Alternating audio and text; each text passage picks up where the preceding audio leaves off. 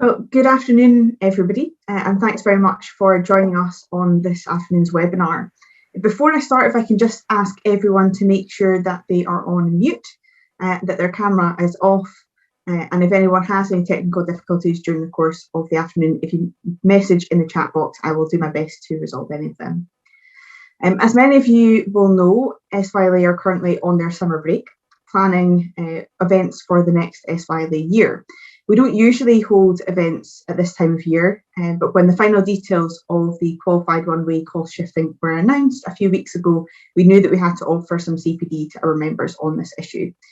It's something that's been on SYLA's agenda and radar for around 3 years now, and we've been looking intently at all the preparations which are going into bringing these rules into force. And I can't actually believe that it's quite taken so long to come to fruition.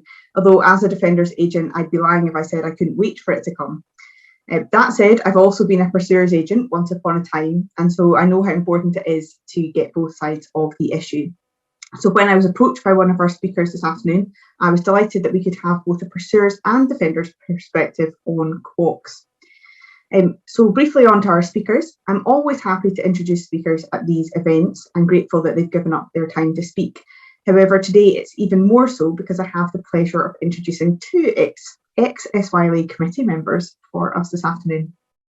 Our first speaker is Claire Paterson. Claire is a solicitor with Slater and Gordon based in Edinburgh. She's covered all aspects of personal injury and reparation throughout her time with Slater and Gordon, but she now deals predominantly with clinical negligence cases. Many of you will recognise Claire from last year's committee and a few before that, where she served tirelessly as our secretary. Our second speaker this afternoon is Bruce Goodbrand. Bruce is a partner with Clyde Co, also in Edinburgh. I have the benefit of working alongside Bruce at Clyde Co and can attest to his vast knowledge of many areas of civil litigation, but he now spends most of his time defending personal injury claims and mainly those involving catastrophic injury. So before I hand over to our speakers, I just ask that if you do have any questions that you type them in the chat box and our speakers will endeavour to answer them at the end of the event. We will be tied up by 2 o'clock so you can all get back to your desk, but I'm sure if there's any follow-up questions, our speakers would be happy for you to contact them directly if we don't get the questions answered. So without any further ado, I will pass over to Claire. Thanks, Isla. Just going to do what's hopefully the tricky bit first, which is sharing the correct screen for my PowerPoint. And I'm really hoping someone will tell me if they cannot see this in just a moment. Fingers crossed. So thank you so much, Isla, for that introduction. I didn't quite think that I would be jumping to the other side of the fence with SYLA quite so soon, but I am delighted to be here to speak today. From my part of the presentation, I'm going to outline what is QOCs and what do they all mean for us now in practice. I'm then going to touch on the implications in relation to minute of tenders, and finally, hopefully, provide some helpful tips from a pursuer's solicitor's perspective on what to watch out for going into this post-QOCs world. So turning firstly to what does QOCs stand for? QOCs in short means qualified one-way cost shifting, which is another acronym that we can all add to our litigation lawyer handbook.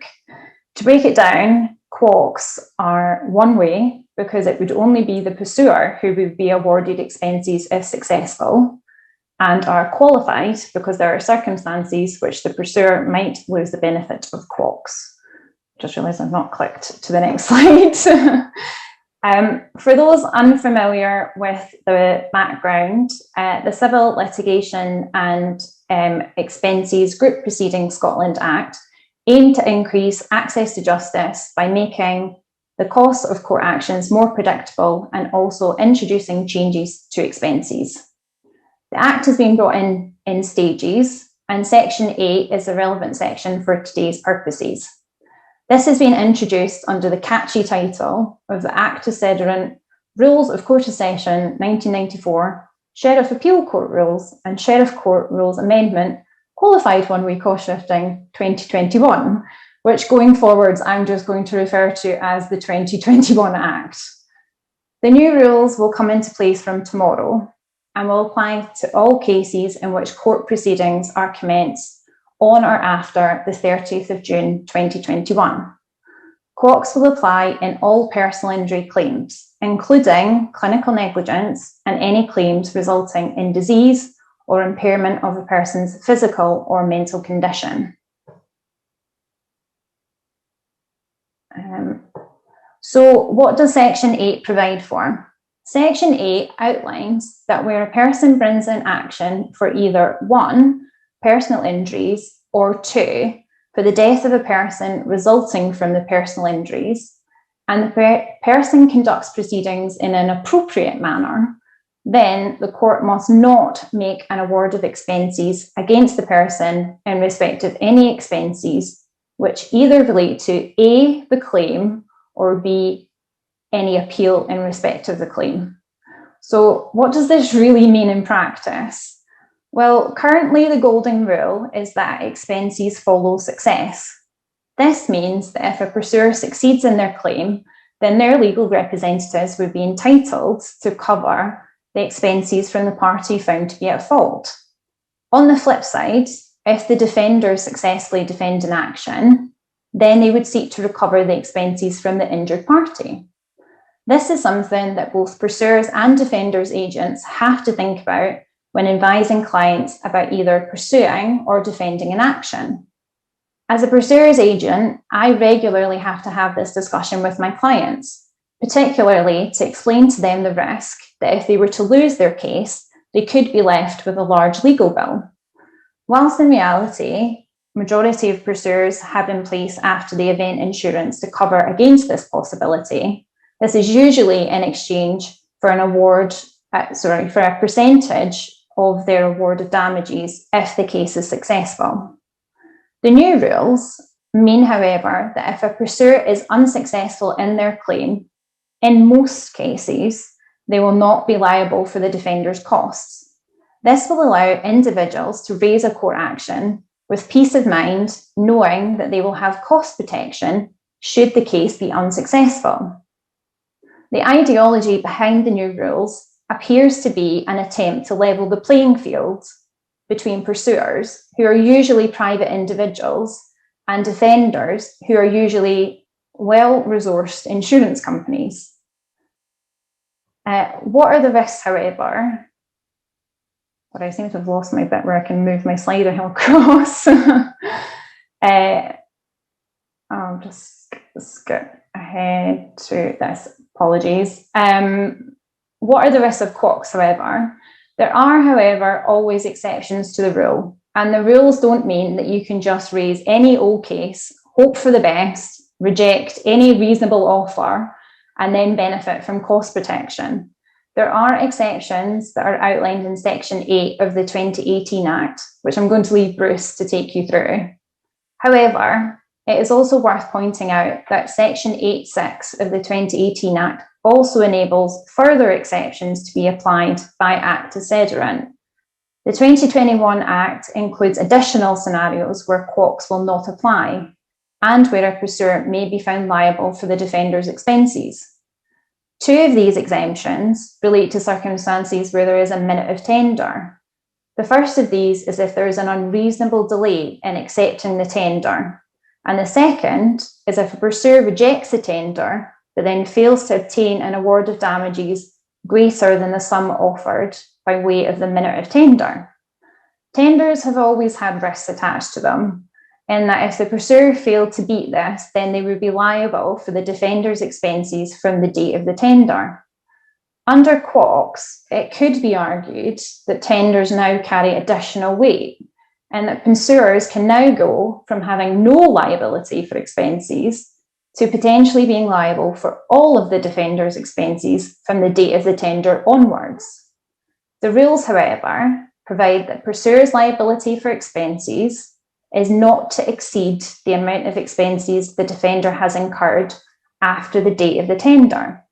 And the pursuer's liability in expenses is also capped at 75% of the damages awarded. Whilst this means that they're not going to be left with nothing, this is going to be something which will have to be carefully explained to pursuers when deciding whether to accept or reject a tender. There are some questions, however, in which further clarification is going to be needed from the court once cases start to come along. The first is, what does unreasonable delay mean in accepting a tender? And also, the 75% cap on expenses, is that going to be gross or net of CRU? This is something that we'll have to just keep an eye on. The final point I wanted to touch on was just to cover some practical tips from a pursuer's perspective on what to think about when the new rules come in. The first thing is to be sure that you're checking your letters of claim, any statements that you intend to rely on, and pleadings with your client as you go along. I would also recommend ensuring that you read through medical reports to confirm that they are factually accurate and check that the evidence outlined in these is consistent with what your client has told you. It's also worthwhile ensuring that clients, either you've read through the report with them or you've had something from them to sign off the medical report as being factually accurate. Number 3, I would also be careful when it comes to claims involving cross-legal issues. For example, a case that perhaps involves personal injury and perhaps an aspect of employment or contract law, as at the moment, Quox only applies to personal injury cases. The fourth tip that I've got for you is to be aware of your conduct pre-litigation as well as your behaviour during litigation in the event that this is taken into account when considering exceptions. And finally, whilst looking at a case note last night, I read this useful title that I thought kind of would stick with me, which is to remember that there is there's a distinction between inconsistencies and inaccuracies, which are just a fact of life, and lies, which can be positively manufactured. I hope that that has provided a brief overview into Quox from a pursuer's angle. I'm now going to pass over to Bruce to cover the exemptions and also look at things from a defender's angle. Over to you, Bruce. Thank you, Claire. Just give me a second, everyone. I'll just see if I can share my screen and bring up the slides that I have for you. Just bear with me a second. When you get to my age, technology is such a challenge. All right. Now, so let me show from the current slide. Now, can I just check that you can see my slides okay there?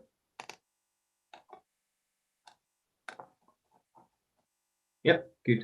I was waiting for someone to say a thumbs up. Right, now the next challenge will be getting them to work.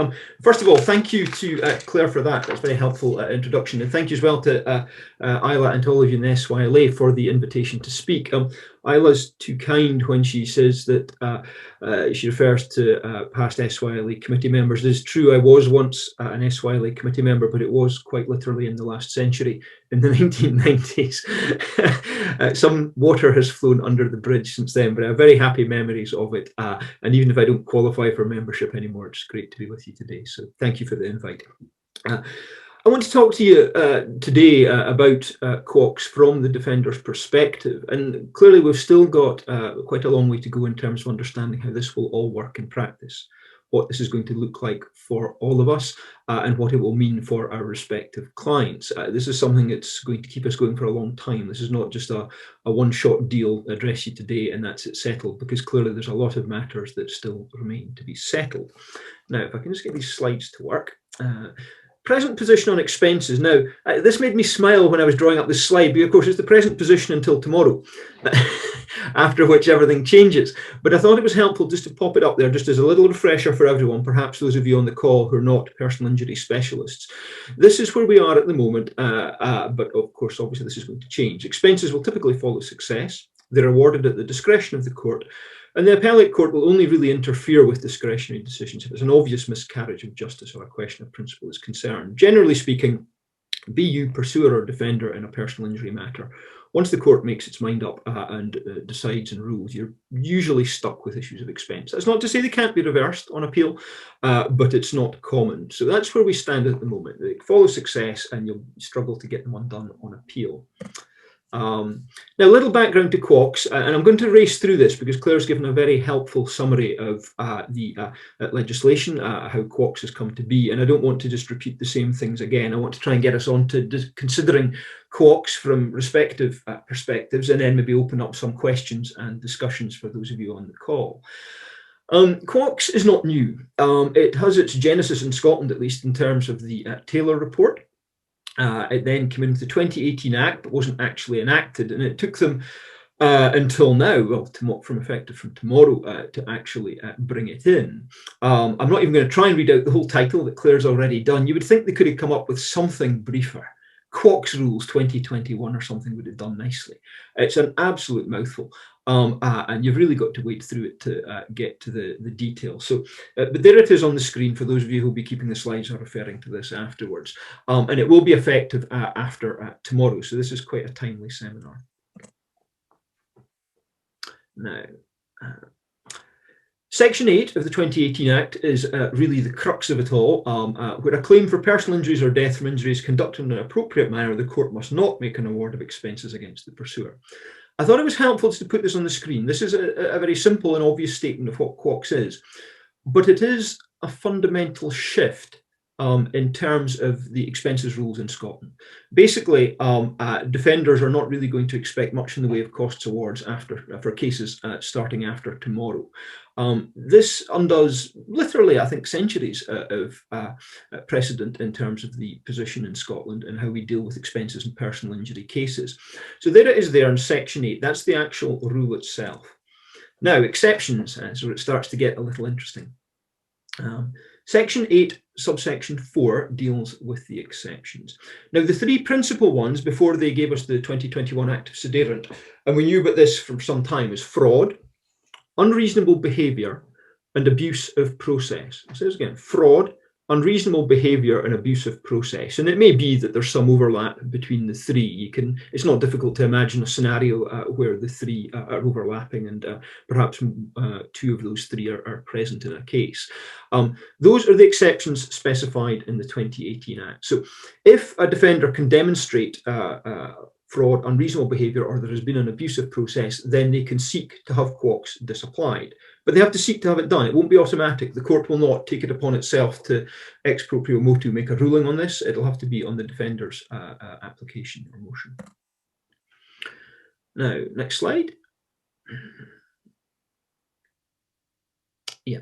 Now, our rules from this year give us a little more information about failure to meet a tender. These are further exceptions, unreasonable delay in accepting a tender, and abandonment of the action. And I'm grateful to Claire for covering some of the detail regarding tenders.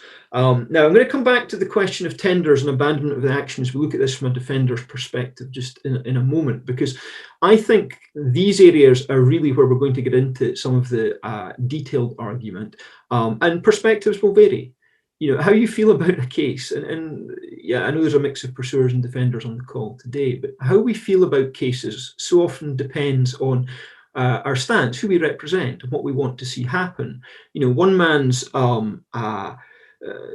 exaggeration is another man's fraud. One man's inconsistency is another man's misrepresentation. And of course, it's our business to get to the bottom of these things and for the court to rule on it. But these are the further exceptions that we have. Now, moving on to my next slide. It is also the case that in the ordinary cause rules, it will apply if there's decree of absolvitor or decree of dismissal has been granted against the pursuer in terms of Rule 1723B. Now, that's applications for summary decree. Again, application must be made by motion. So if a defender can have something knocked out in terms of dismissal or absolvitor, essentially application for summary disposal of the case, then that is an exception also. The next one, this is from the defender's perspective. Amounts of expenses, as Claire's covered already, a pursuer's liability will not exceed the amount of expenses the applicants incurred after the date of the tender. And the screen has it set out there. I'm not just going to read it all out for you. But the liability will not be more than 75% of the amount of damages awarded to the pursuer, and that sum will be calculated without offsetting against those expenses due to the pursuer by the applicant before the date of the tender. So you can see there what they have in mind. Now, that is quite an important change for defenders. It's quite an important thing to consider, because if you're a defender and you're strategizing how you're going to deal with a case and you're looking at a matter across the full life of a litigation, you have to advise your client about what they may get back. Now, at the moment, the position is simple. If a defender has called it correct in terms of a tender, they will in most cases, unless there's some particular oddity about the litigation, they'll get their costs. That's not going to be the case going forward. 75% of the amount of the damages awarded. And if a defender is successful, at least in terms of the quantum arguments about restricting the award made by the court, they're almost shooting themselves in the foot. Because, of course, the amount of expense they can recover will be restricted to 75% of the amount of the damages awarded. Now, this gives rise to a couple of anomalies, and we're going to come back to those just on a later slide. So just hold that in your mind for a moment. Now, this one's a little sensitive, but I thought it was important to put it up for both sides because I can foresee that we may see more of this in the future. Section 8.2 of the Act will not prevent the court from making an award of expenses against the pursuer's legal representative in terms of Section 11. That's award of expenses against legal representatives. Now, what that means is if there is a basis to seek an award of expenses against the pursuer's representative, Quox doesn't apply. It won't cover that. Now, I don't know exactly how this will play out. And I have to say, just so we're clear about this, this is a very small minority of cases this happens in. This is not me with my defender's hat come to suggest that there is a basis to seek such an award in most cases. There isn't. This is a small minority of cases. But it does happen. And where large sums of money are involved, let's say you've had a lengthy case that has run on in the Court of Session and there's a large bill, it's only fair that we reflect on this today that insurers will be looking to explore this avenue. I'm not saying it will be pursued in every case, but it is not swept away by Quox. The possibility remains. And I think it is likely we will see insurers wanting to explore this in perhaps some or more cases than they do at present. I don't have a crystal ball on the matter. I'm simply putting it out there for now, and it may be there's scope for some discussion about this, but please don't take this as any kind of attempt at offending anyone. It's just an observation of what the rules say and how we foresee things may unfold. Now, next slide. And this is perhaps the where we come to most discussion today, and the things that are of interest to both sides of the divide here, both pursuer and defender, and how we ought to think about things going forward. What are the issues that defenders have with Quox? What is their perspective on all this? How do we as defenders and our clients feel about this? And what are we identifying as the areas and the issues that are going to give us the biggest headaches, have the greatest ambiguities, and be the issues that occupy the courts in the months and years ahead? And I think the first one is really obvious, but it's important to say it. That is, what are the definitions of the exceptions? What are the definitions of the exceptions? The exceptions of fraud, unreasonable behaviour and abusive process. Now, those very much depend on how you feel about a case. And as I've said already, what one person thinks is perhaps just an inconsistency or a mild exaggeration, another person may feel is a deliberate attempt to misrepresent and to be fraudulent. And the courts are going to have to settle those matters. They will have to make a ruling on them. They'll have to provide us with authority, and it will be case specific. The question of what constitutes unreasonable behaviour obviously will be different according to the actual circumstance of the case, what has happened, how it has been dealt with, and the conduct of parties. So I foresee that for the next couple of years at least, we will be building up a body of jurisprudence, a group of decisions coming primarily from ASPIC, perhaps some from the Court of Session as well, defining what these exceptions are and how they're to be applied in practice. And I may say as well, this is not going to happen just tomorrow. This will take time to build up, because although tomorrow is the date that is specified, or cases raised after tomorrow, to be precise about it, it will take time for those litigations to run through. It'll take time for those litigations to build up a body of expense worth arguing about. I mean, even if you serve your writ on Thursday, the 1st of July, it'll be almost the end of the month before the NID comes in most cases. It will then be a question of issuing the timetable. We won't be dealing with these cases in terms of hard and fast argument in ASPIC before sheriffs, I think personally, till sort of August, September, perhaps for the first one or two. And then obviously we would expect to see the numbers rise as more and more cases come through. So that's what the first thing as defenders we see as an issue that we will be taking, is how are we going to define those exceptions?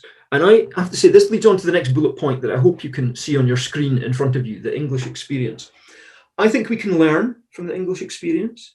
Certainly most of the insurers, who are the guys who pay in these matters, are UK-wide bodies. They have interests both north and south of the border. Quox isn't a new concept to them. They're familiar with it in England. They're used to dealing with Quox south of the border, and they're informed. These are educated clients. These are people who they do this for a living. And they've seen what has happened south of the border. And I thought it might be helpful just to look at very briefly at 4 English cases. I haven't got them on the slide, but I can make them available if anybody wants. 2 where Quox applied, 2 where Quox was disapplied. The first one is a case, the name of Zurich Insurance versus David Remains, a 2019 case. Now, if proceedings were discontinued immediately after adverse evidence is produced, then that may be relevant in terms of disapplying Quox. In other words, the pursuer realises they've got a problem because some evidence that says what's in their case is not correct. Quox was disapplied. Next case was Carroll v OFJ Airlinks Limited. That was from Croydon County Court in 2020. Claimant was caught out in social media. Now, this is the classic case. This is the classic case of fraud, in essence. A representation is made regarding somebody's capacity. It is demonstrated to be false. It is demonstrably not true, and Quox was disapplied.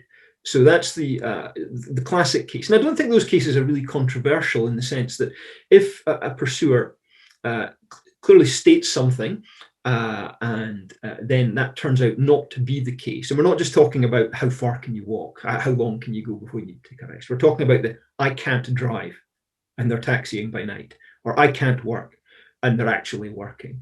Etc. and so on. So there's a couple of examples there. Peg versus Webb and another, 2020, lack of attendance for medical treatment and failing to disclose a subsequent accident to a medical expert was held to constitute fundamental dishonesty. Quox disapplied.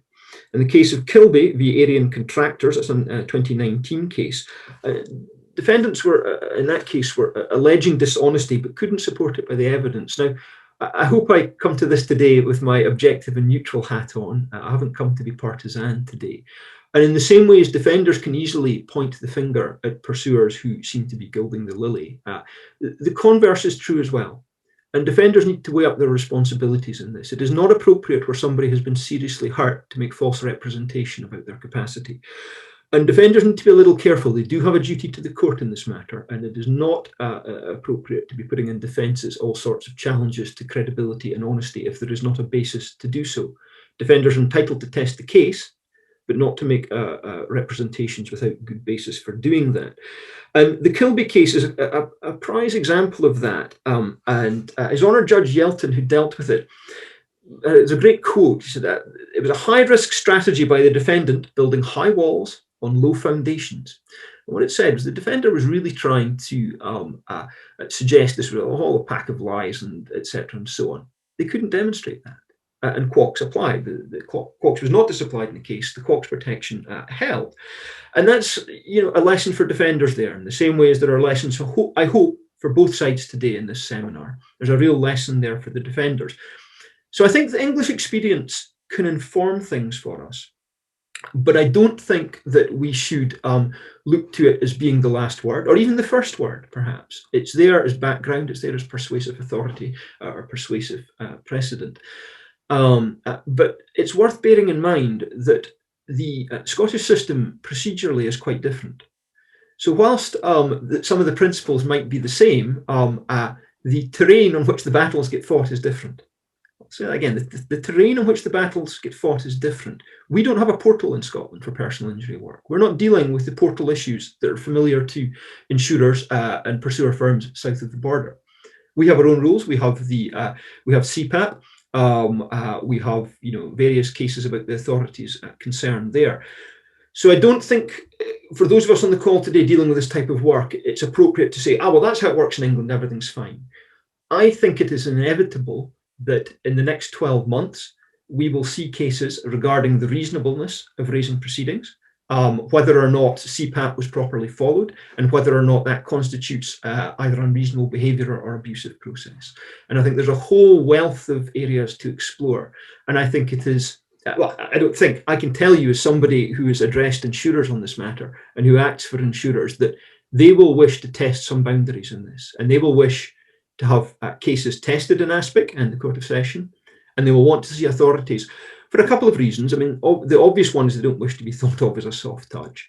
But it's not just that. They actually genuinely want to see some parameters being set. It isn't helpful to us as either pursuers or defenders if we have no parameters and we don't have examples, because how do you advise somebody when you don't actually have clear authorities on cases? Until you've actually got a dozen cases with different scenarios about what was and was not reasonable behaviour regarding the commencement of proceedings, what was or was not reasonable behaviour regarding engagement with medical legal examination, what was or was not reasonable behaviour regarding the production of medical evidence at the pre-litigation stage, what was or was not reasonable behaviour regarding engagement with rehabilitation and a return to work process, all sorts of things. And we don't need to get into all the details today, but you can take it from me that there will be cases taken by the insurers because they want to see a body of authority being built up. Now, I'm talking too much. We need to make some progress. An anomaly, the all or nothing tender scenario. This is one that has been the subject of a lot of discussion amongst insurers lately. And what I'm talking about is the case where the sum sued for is obviously very sizable. The case made out by the claimant on record is for a serious set of future losses. And the classic example would be the bad back. That's the obvious one. There are others. That's just the classic example. And we're talking about medical causation here, really. Can somebody show my back is wrecked because of what happened in the index incident? It is all because of that. My future losses flow from that. And because I'm, say, relatively young, that no longer applies to me. It maybe applies to many of you on this call, but I don't have a large future loss claim if anything happens to me, but some of you guys on the call might. But joking aside, you understand what I'm saying here, I hope, which is that many cases are all or nothing cases. Is this person ruined because of the index accident? Or has the index accident merely triggered something that would have happened anyway, for example, or was not actually the cause of it, something else is the cause? Now, this gives a real dilemma to both sides, and for defenders in particular, because the defender potentially has to invest a lot of money to challenge the case, to challenge the claim, to investigate it, to get to the bottom of it. And then, if vindicated, according to the new rules, they only get 3/4 of the damages awarded. Now, on the all or nothing scenario, if the defender turns out to be correct, those damages will be very little. So you can see why this is a difficulty for the defender.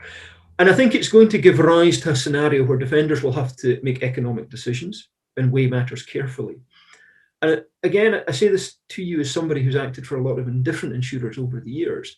Insurers vary. There are individuals behind every case, and they will take differing positions on this. Some will say, I'm not paying for that. No way am I sitting here spending 150,000 of the insurance company's money over the next 12 months to try and prove I'm right over this. Others will feel it's a point of principle and will say, no, we are going to demonstrate this fact because this insurer is important to us. It may be a floodgate type scenario, for example, if there's been a few issues, and say, we're going to take these points. But this is one, and the new rules here and the exceptions have really presented us with a dilemma as defenders about what do you do on that scenario, because if you're vindicated, you end up paying. Now, the current rules, and those are the ones that were on my first slide, the current position, if you have a case which is either 5,000 or 500,000, and you tender 10,000 and it's successful, the pursuer only gets 5, you get your costs. On the new rules, if that happens, you'll only get 75% of £5,000, unless it can be shown that there has been unreasonable behaviour in making out that claim. And I have to say, my own personal experience is for most pursuer solicitors, that's not the case. Pursuer solicitors generally, as I've found over the years, do not want to try and say the claim's worth £500,000 if they don't have a basis to do so, if it is not stateable and they don't have medical evidence, which at least allows them to advance that hypothesis. It may or may not have relative merit, but they don't tend to do it without any basis for it. So that is one anomaly that defenders are very much alive to, and the consequence of what it means. And in terms of how we look at cases, what be you pursuer or defender, I think that's something we'll all be looking at more keenly in the months and years ahead. Because at the moment, the defender can protect on that scenario. The defender can protect themselves in that scenario. They can't going forward unless there's something untoward going on. The second anomaly that I've highlighted on the screen, I just wanted to touch on, is the dilemma of whether to abandon or not to abandon. If you abandon, the pursuer risks losing quox protection. And interestingly, this is not completely dissimilar. For those of you who are a certain vintage, the old scenario of the summary cause and small claims, where if you stated your defence in a small claim and didn't go through with it, you were exposed to summary cause expenses. So this is not a new scenario. But the point is, a pursuer faced with a case that turns out not to be that strong after all has to weigh up whether to abandon or not to abandon. If they abandon, they're potentially losing their quox protection. If they say, well, I'll roll the dice anyway, I'll just take it to proof because I'll seek quox protection. Is that really what our lawmakers envisaged? Say, well, I'll just go ahead anyway because it's going to be cheaper. I don't want to lose my quox protection and be exposed to the defender's account of expenses, so we'll just go to proof. Better to lose at proof. And then we'll say, well, it was statable and we shouldn't be found liable for expenses. And please don't think that me to be virtue signalling or moralizing, because as I say, defenders faced the same thing a few years ago when they looked at the question of small claims and summary causes back in the day, because it was a common dilemma for the insurance company. Well, it might be better just to go ahead and lose my small claim at proof rather than settle it up now, not proceed with my defence and be exposed to a full summary cause account, which may be many multiples of what was the small claim award back then. So that anomaly now exists, and I think that will be a question to be explored, and I expect we will see cases, we will see decisions on that from the court about what is reasonable in those circumstances and how quox will apply for cases that are abandoned. The last point on this slide before we start to wrap up is unforeseen consequences. It is inevitable there will be consequences that people have not really thought through yet. I think this will change the way we do things. It may change the way in which we interact with one another as both pursuers and defenders at the pre-litigation stage, because inevitably we have one eye on our own set of interests, and properly and correctly we have one eye on our client's interests. And I think it will inform behaviours, and I think Claire's slides are really very helpful about this, because they, she makes the point very validly that pursuers will have to weigh carefully how they deal with matters at the pre-litigation stage. Defenders will have to weigh carefully how they deal with matters at the pre-litigation stage and what they request. And what they ask for. I think it is inevitable there will be some unforeseen consequences as to how we all behave in these cases, and it'll take time for that to unfold before the courts and for us to have various authorities. Now, I've been talking for quite a while. We're almost done before we ask for some questions. Just a few thoughts in conclusion. There's going to be satellite courts litigation. That's an English expression, but I think we all know what I mean by it north of the border. There will be arguments about expenses. There will be decisions coming from ASPIC in particular about this, about the awards of costs, when quox will be applied, disapplied, and what that will mean in individual cases. There is going to be a number of these arguments had in the coming year. And it will be interesting and informative. This is a sea change. This is a new development. We've not seen this in Scotland before. And it will be interesting to see the approach that the court takes. As I've said already, and I've mentioned this a couple of times, time's going to be needed to build up the body of decisions. It's not going to happen overnight. We're not going to be back here in a week's time going, fabulous, that's a week of quox. It all looks like this. That won't happen. It will take much longer than that. I think we'll still be deciding this for the next several years, frankly. And before I forget to say, as you always do when you do these things, you do the slides and you go, oh no, I forgot something. So forgive me that oversight on my part. It was built into the legislation. There will be a review 5 years after the 2018 Act. And of course, it took them 3 years to actually bring it in. So the review remains scheduled for 2023. So we'll only have 2 years of this, and we'll be reviewing it again, or the powers that be, will be reviewing it again. So there is to be a review of this, as presently advised, scheduled for 2023, to see how it has gone.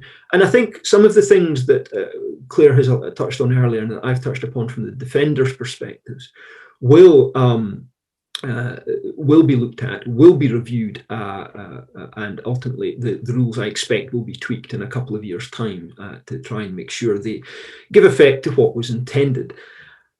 The next point, or two more points to close with. First one, perspective is necessary. As a defender, it's easy to take the huff about all of this. Insurers very much feel they've got the rough end of the deal here. It would be easy for me to come on to a call like this, a seminar like this, and moan and complain.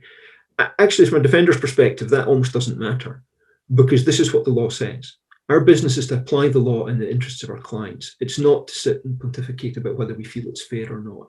Insurers do feel they've got the rough end of the stick, but as we've said to Mill, that's what the law says. You're going to have to get on with it. That is a decision that has been taken by our legislature. That is the way things will be. That is the system, and we will adapt to it and operate within its confines. But I think perspective is necessary, because this is only a small number of cases. I did a joint presentation on Quox with Gordon Dale from Digby Brown for the WS Society a few weeks ago. And Gordon made a fair point to me. He said, this is only a tiny percentage of cases. Most personal injury claims settle. It isn't going to change. Some cases may become contentious, but it's not going to change that we actually settle our claims. It's not going to change that most cases will be a liability. It'll be a question of how much, and contrib and apportionment and all these things. So we're actually talking about a relatively small number of cases where there'll even be an argument about Quox. I think where defenders feel about it is perhaps how it will guide behaviour.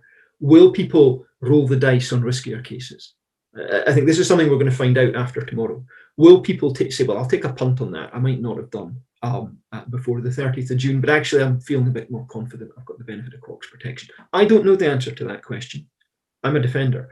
I'm not sure that the answer will be the same depending which pursuers you ask. I think it will vary depending which pursuer's agent you speak with. But it remains to be seen how it informs behaviours, how it guides practices and what we actually do.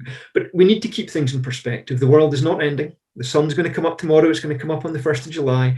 We will all still be here. We'll all still be arguing about our cases, but we now have something else to argue about as well.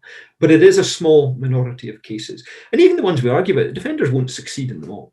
Quox will apply in a number of ones where challenges are taken.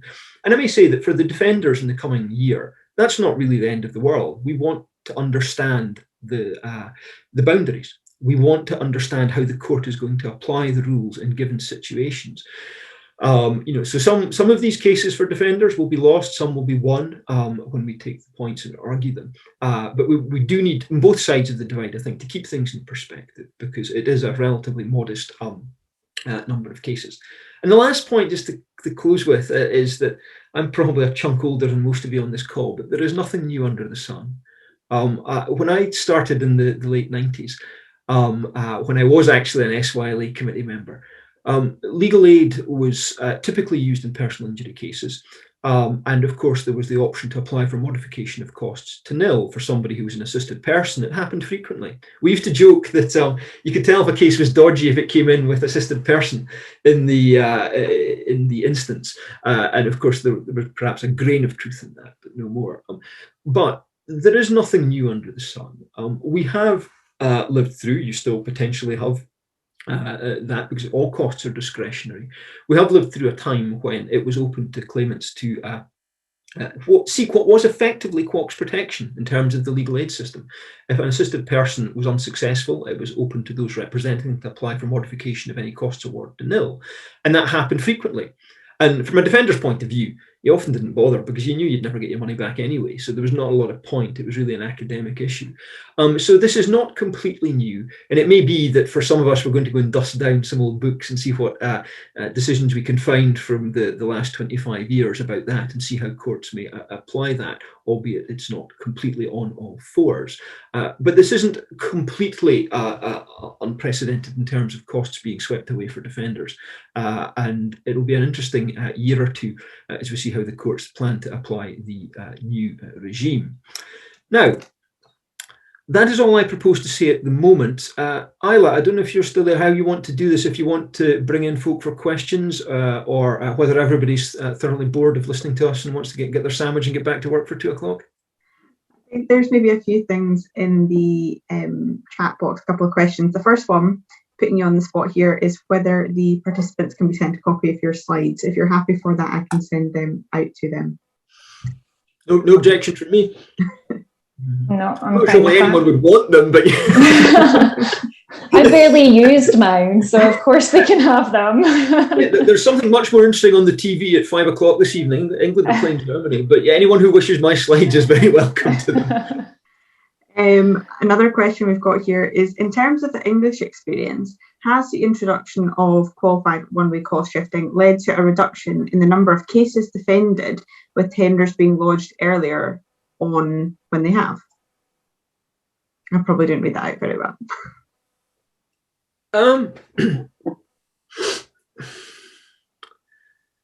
This is I'll go first. I don't know, Claire, if you have a view from the pursuer side, and this is anecdotal what I'm about to say. This is not backed up with me, but I'm going to share my screen with some statistics.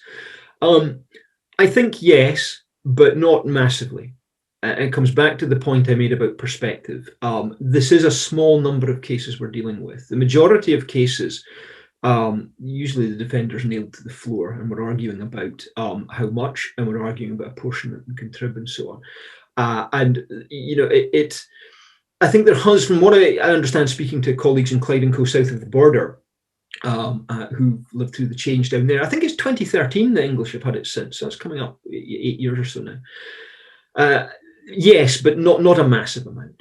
And defenders, and this comes back as well to the point I made about defenders will have to weigh up how they deal with cases in tenders, particularly all or nothing. Yes, in some cases, insurers will look at that, and although strategies and individual approaches vary, and say, actually, I'm going to try to finish that off now because I don't want to be here for the next 3 years.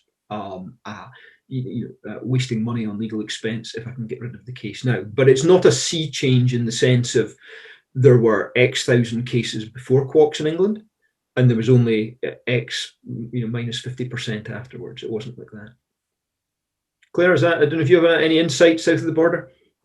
Not too much from our English colleagues, if I'm honest. But yeah, I think I would probably just echo what you said kind of throughout about this being quite a small number of cases. I wish I could remember where I read it, but in the preparation for this, I think I saw something along the lines of we're only talking really about sort of 1% of cases that these arguments are really going to be made on. And I wish I could remember where I saw that so that I could quote it all to you.